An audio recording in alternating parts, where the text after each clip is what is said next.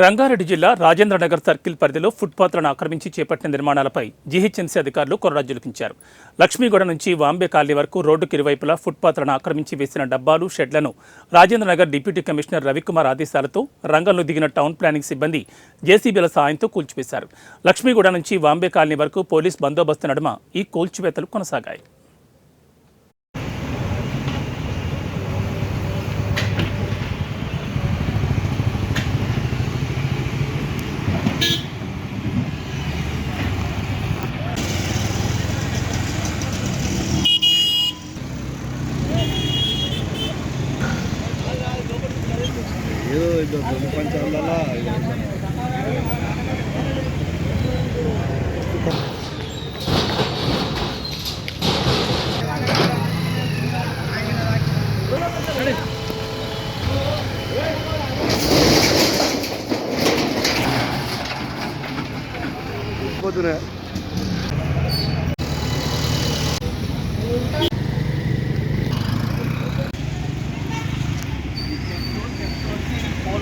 ఇక్కడ చాయ్ బండి అనేది ఒకటి ఉంటుంది.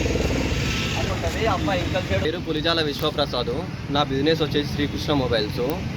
ఇక్కడ రెంట్కుండే ఒక 10 months అవుతుంది. రేపు ఫిబ్రవరి వస్తే 1 year కంప్లీట్ అవుతుంది. అప్పటి నుంచి ఎలాంటి ఇల్లీగల్ అని ఎవ్వరూ చెప్పలేదు, ఎవ్వరు ఎలాంటి నోటీస్ లేకుండా మాకు దౌర్జన్యంగా పొద్దున చాయ్ బండి ఉంటుంది ఇక్కడ మాకు ఎర్లీ మార్నింగ్. తమ్ముడు నాన్న వచ్చేలోపు, ఇద్దరు వచ్చేలోపు ఆల్రెడీ టీ స్టాల్ని తీసి పక్కకేసారు. అక్కడ ఉన్న చాయ్ ఆ బండిని తీసి అక్కడ పడేసారు, ఆ బండిని తీసి అక్కడ పడేసారు. ఇలాంటి ఒక ఇన్ఫర్మేషన్ లేకుండా మాకు ఇలాంటిది అనేది జరిగింది. దీనికి ఎవరు బదులు రిటర్న్ కేసు మేము పెట్టాలని అనుకుంటున్నాం వాళ్ళ మీద. ఆ మున్సిపల్ ఆఫీసర్ ఎవరో కూడా తెలియదు, తన పేరు కూడా తెలియదు మాకు. వచ్చి దౌర్జన్యంగా ఇలా చేశాడు.